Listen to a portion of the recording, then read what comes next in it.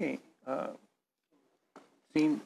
Seeing no other questions, I want to thank you for the presentation, and we're now going to move on to item number 5, Industry Alternative Update. Nick Luizos, Vice President of Legislative Affairs, California Association of Health Plans. Good afternoon. Welcome. Thank you, Mr. Chair and members. Nick Luizos on behalf of the California Association of Health Plans, or CAP. Thank you for inviting me to talk to the committee about how I spent my summer recess. A lot of it was spent on this issue. CAP, by way of background, CAP represents 46 Knox-Keene licensed health plans under the Department of Managed Healthcare. Our members come in all shapes and sizes. Some of them are nonprofits, many of them are public, and many of them are private organizations that collectively provide health care to about 28 million Californians, or about 95% of the healthcare coverage market in the state. More than half of our plans participate in the Medi-Cal Managed Care program in some form or another, and we value our partnership with the state of California. Today, our Medi-Cal Managed Care plans pay the existing iteration of the Managed Care Organization, or MCO tax. And because the existing tax is limited to the Medi-Cal plans, it does not raise taxes on individuals or employer purchases of coverage. And indeed, CAP was a strong supporter of the current MCO tax when it was originally passed in, I believe, 2009 to help save the Healthy Families Program, which was an insurance-based program for children that enjoyed bipartisan support in the legislature. Of course, several things have changed since the original MCO tax was enacted. Number one, the Healthy Families Program no longer exists. That program has been folded into Medi-Cal, the state's entitlement program for lower-income Californians. And the MCO tax was, in essence, transferred to support Medi-Cal as a result. And number two, and more relevant to our discussion today, as we've been talking about, the federal government has issued guidance suggesting that California's current MCO tax does not currently meet its parameters. Among other things, the MCO tax must be broadened to all health plans, not just Medi-Cal plans, to meet federal guidelines. This means that for the first time, individuals and employers paying healthcare coverage in the private markets are now being asked by this federal guidance to pay the cost of an MCO tax if it was enacted to meet those parameters. And this last point is important because it embodies really the reason that we're all here. I mean, we're not here because of anything the administration has done. We're not here because of anything the legislature has done. And we're certainly not here because of anything the health plans have done. We're here because for years the federal government matched with federal dollars the existing version of the MCO tax, thus in essence deeming it compliant, and now it's changed its mind. And it wants all plans to pay the tax. So therefore, under the new federal construct, the MCO tax is now a healthcare coverage affordability issue for the first time, which is challenging. But despite this challenge and this new reality, our trade association believes that California's existing MCO tax provides important financial support to Medi-Cal, which is why we made the decision to work constructively within our membership, with the administration, and with the legislature to find an alternative tax, if it exists, that can fill the hole in the Medi-Cal budget and garner broad-based health plan support in the process. So to that end, in December of 2014, CAP's board of directors created a work group of plan experts and consultants to determine whether a tax could be constructed that meets the federal guidelines and that meets certain principles that our board laid out. And the principles that define our work are pretty straightforward.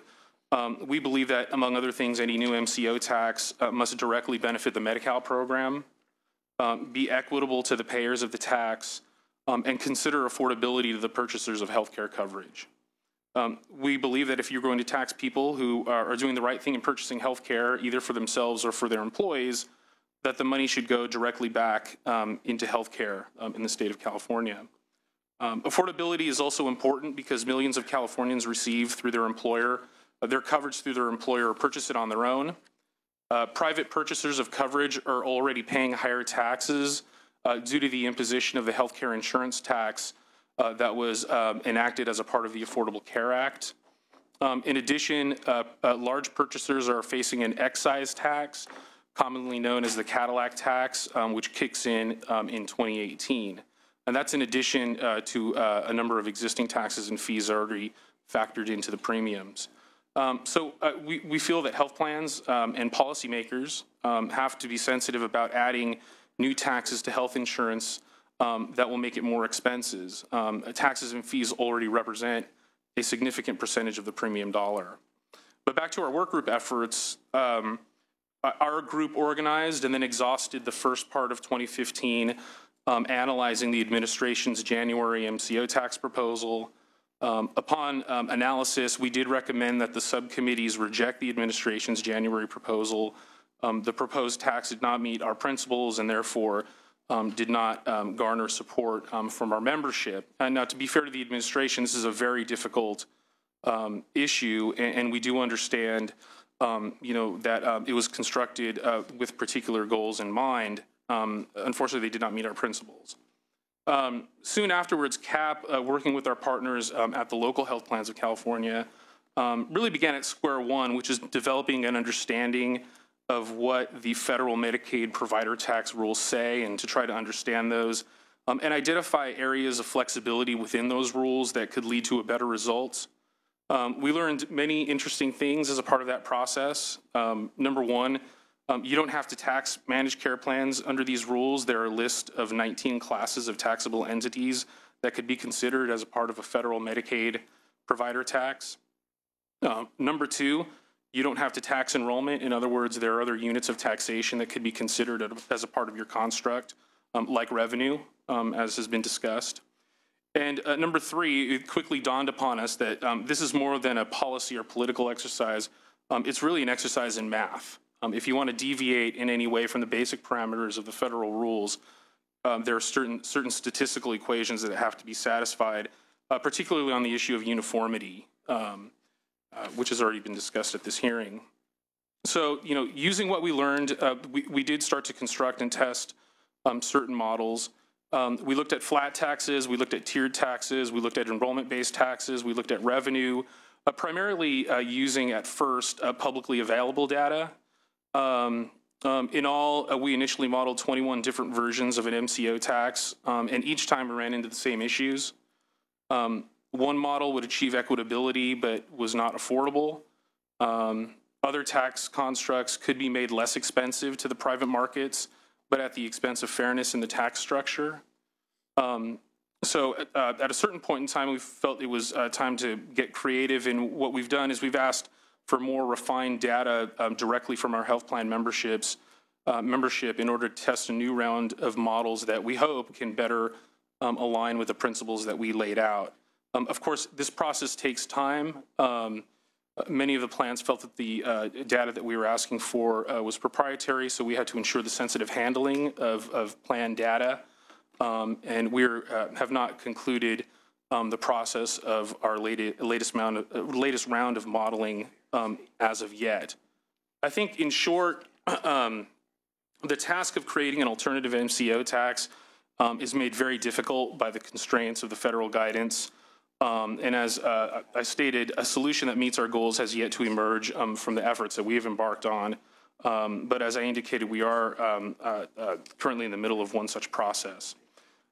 Fortunately, the federal government is allowing states to keep their current MCO tax in place until the end of their respective legislative sessions. This gives California all of 2015 and 2016 to find an alternative to the tax that is equitable, supports Medi-Cal, and is affordable.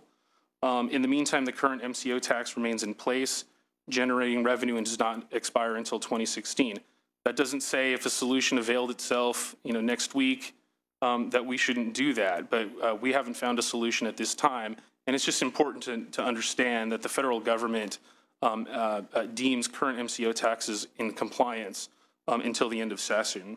And I think others, and we would agree with that, have interpreted that to mean the end of a 2-year session if your session is 2 years.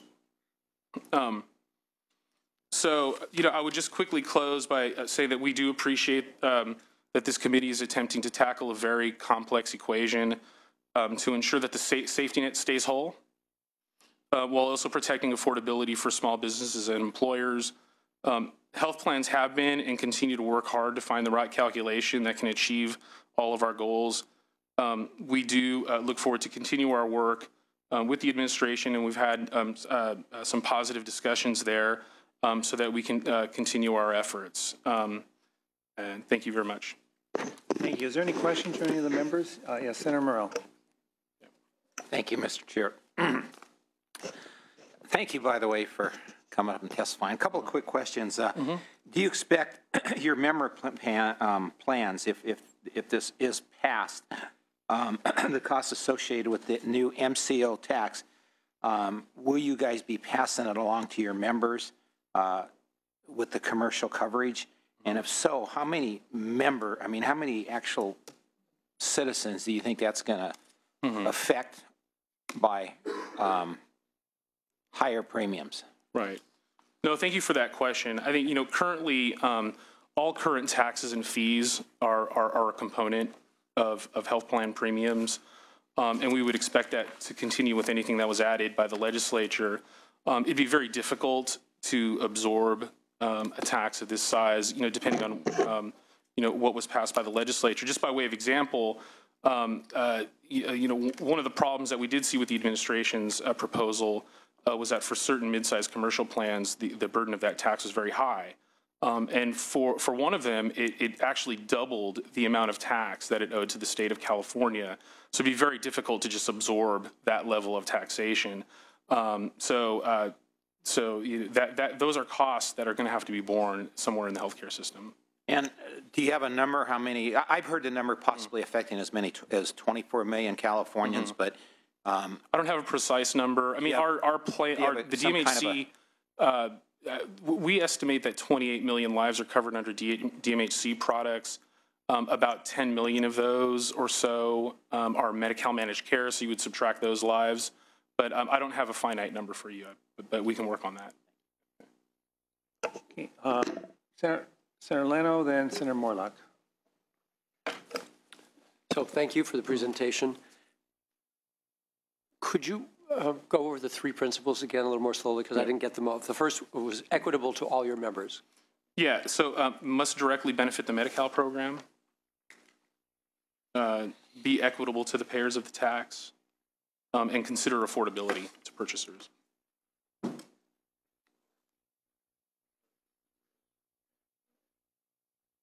The last one again was? Affordability to purchasers. Do you define affordability?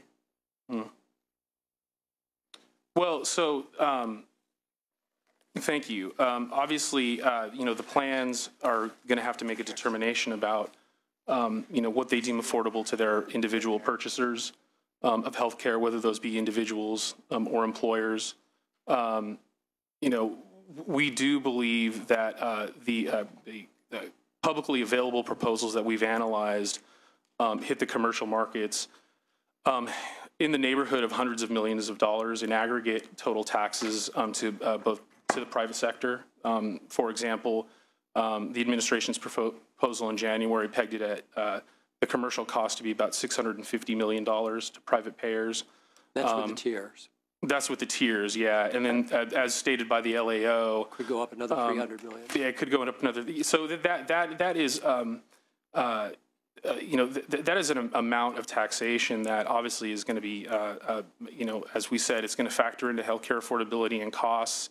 And certain employers that employ about 200 people or more already see their taxes in the range of, hundreds of millions of dollars. Of course, the employees pay a part of that and the employers pay a part of that. But to have that aggregate number laid on top of what's already paid is a problem. So, the trick is to see if you can lower it to an absorbable amount. Obviously, the employer community is going to have something to say about that as well. So I can't give you a certain number of what that would mean, but it would have to be taken into context of all of our other principles and all other factors that would be kind of in the mix. I had asked Director Kent about the total size of the premium market for non-Medi-Cal MCOs. Right. Do you have just a rough estimate? We were batting around 50, 60 billion. Is it anywhere close to that? I hope this answers your question. The latest figures that come to mind are really the figures that I saw break it down according to what the MLR requires. And so the 2014 data that comes to mind is that in 2014, about $116 billion were paid in healthcare claims in the state of California. There were about $12 billion in administrative expenses reported, and profits were about 3%. So I don't know if that gives you, I don't know if that helps answer your question. 112 billion? $116 billion. $116 billion in payments. Let me verify that. Sure. Hold on. Yeah. Total, in 2014, it was reported that total plan revenue was $136 billion. 116 of that went to direct care. So out in claims. This is helpful, thank you. 136 billion. Mm-hmm. It represents? The total plan revenue for 2014. Okay, so that, and that's all, but that includes Medi-Cal as well? That I don't know the answer to that. I'm sorry. I will have to go back and check that. Okay. Yeah. It's such a high number. I would imagine it does. Yeah. So if you could help. I could verify that and touch base with you later. If you could provide us what the non-Medi-Cal MCO total revenue is. Okay. So, again, just trying to drill down as to. I think it's all plans, but I'll have to verify that. Yeah. I would imagine it is. Yeah.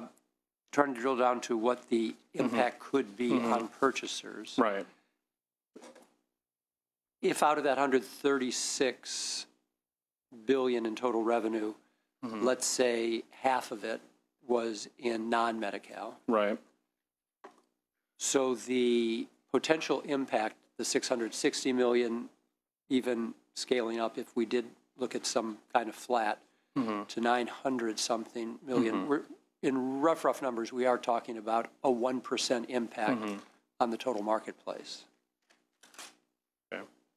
I mean, okay, we'll go with that assumption. Right. Okay. That was a poli-sci major for a reason. Yeah. Okay. Well, if half of 136 is close to 70 billion, 10% 7 billion, 1% 700 million. So we're in that neighborhood of around 1%. So 1%, and again, I know it's going to impact for reasons that Ms. Kent shared with us, as well as some of the information that the LAO shared with us, is going to impact different plans differently, so it'll impact different purchasers differently. But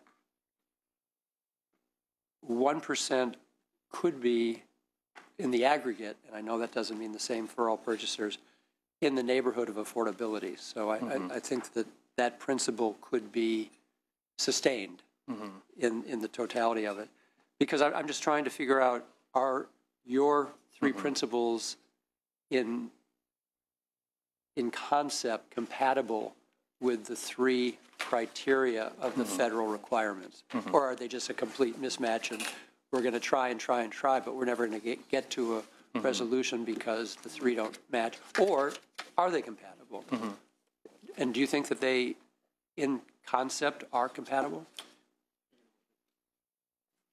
They can be. We don't think it's impossible, and we didn't enter. That's hopeful. Yeah, I mean, we didn't enter our project with any perceived or preconceived notion about possibility, impossibility, inevitability, or other types of concepts that we felt would bog down our work.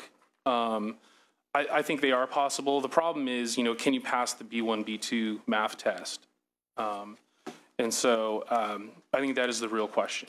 If this was a policy or political exercise, it'd be a lot easier to construct something. So I think, taken with the concept of the various federal requirements, which are hard and have to be overcome, I wouldn't say that we would that our principles are incompatible at all. Good. Well, thank you for all your efforts, and I hope we can all look forward to some resolution soon. Thank you. Thank you. Senator Morlock, and then Senator Mitchell.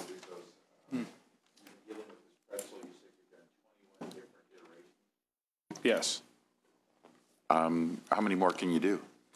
Well, we think about another. Infinite? So the work that we're doing right now will probably yield another 9 to 12 different things to look at. Okay, as you're doing that, and you've got like the magic wand to try and, where you could walk in here and say, here, we found the solution. Are there any recommendations you have coming our direction that, boy, if the state changed this, it would help? You know, if you didn't have 2 or 3 different health departments, we didn't have to file all these forms, and we could reduce costs, the state could give us something as well. Is anything like that being discussed or vented? Yeah, I think, you know, when you look at a potential hit to the commercial markets that totals in the hundreds of millions of dollars, it's hard to find, you know, one policy issue that's going to basically allow a plan to make up that size of a tax hit. And then you also have to consider that, you know, it's not the plans that are paying, it's the employer community as well. And so I think that becomes a pretty complex discussion. Obviously, health plans are facing a lot of costs in the healthcare system these days. Rising drug costs is a really big problem in the pricing of drugs. You know, provider consolidation is an issue, and particularly the level of out-of-network activity and those costs that are borne in the healthcare system are a problem as well. So, I mean, sure, there are things to look at, but there's not just one thing that would you know, total $650 million. But there's certainly some efficiencies in the system, you know, that you know, that are important to take a look at. And then, you know, as we argue in this committee all the time, or in the regular session version of this committee all the time, new mandates and legislation raises the cost of healthcare as well. So, you know, we just want to be mindful of those things. Okay, thank you. Thank you, Mr. Chair. Thanks. Thank you. Senator Mitchell? Thank you. Just on that last point, while I appreciate your perspective that actions we take raise the cost, I think actions we take in transitioning our humongous and growing everyday Medi-Cal population from fee-for-service into MCO also had a direct impact, like in helping to expand your industry significantly. So I think that there's probably some give and take with regard to legislative action. Well, okay. Do you mean the MCO tax? No, just right. your managed care Got it. sector. Yeah. Couple things. I'm looking at the letter you penned June 30. Yes. Where the final paragraph you restate what we've talked about repeatedly, what the time frame is in terms of finding our new within federal compliance MCO alternative. And correct me if I'm wrong, because the reference there suggests to me that you are comfortable not coming to a solution now, but continuing to work on it into next year.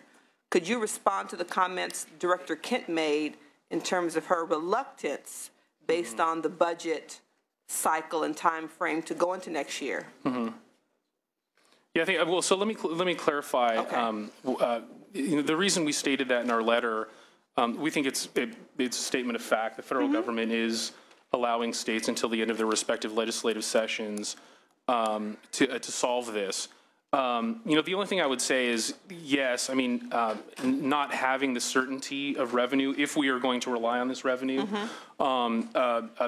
can be an issue in rate development, not just for the Medi-Cal plans, but for the private market. So ideally, if we were going to go in this direction, you would want to have some certainty about that. I don't think we would disagree with that notion. I mean, but we think the more problems are created if we rush through a bad version of this tax. And so that's primarily why we are you know, feel that some caution needs to be exercised, and the time should be used, as much time to think through a workable solution that can garner support from our entire industry. You referenced in response to Senator Leno's question, the kind of the 3 guiding principles that the association came up with, and you talked about affordability.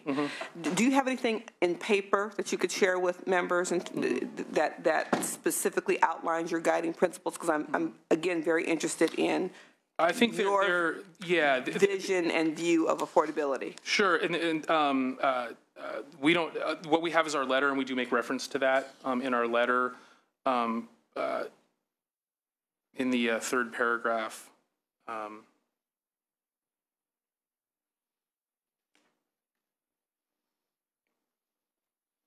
So you're looking at affordability to your... To the customers. Yeah. Okay, thank you. Yep. Any other questions from any of the members? I'd like to, again, thank you for the presentation. Number one, I appreciate the fact that you are working with the administration. Obviously, we've been working together as well, and hopefully look for a resolution, hopefully in the near future. But thank you very much. So we're going to move on to item number 6. Thank you. Public comment. Is there any public comment at this time? Chair and members, Sean South on behalf of the California Primary Care Association. Only to say that we know what is at stake in this debate. We know that we have to find a solution to the MCO tax. We're very thankful to the plans for their ongoing work. We're thankful to this committee and to your counterpart in the Assembly for their work as well, and to the administration. Our members are on the front lines of the Medi-Cal program.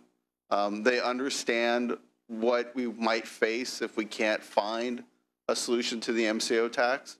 And so we're committed to working with our partners in labor, our partners in the plans, and the hospitals and other folks that care about this issue to find a solution. And we thank you for your good work on this issue. Thank you. Thank you.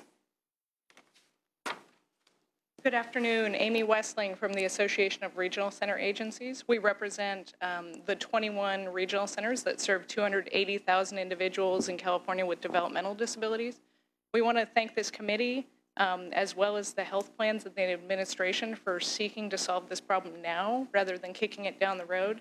The very last thing any of us would like to see is for this problem to become a problem during the next budget season when we need to be focused on solutions.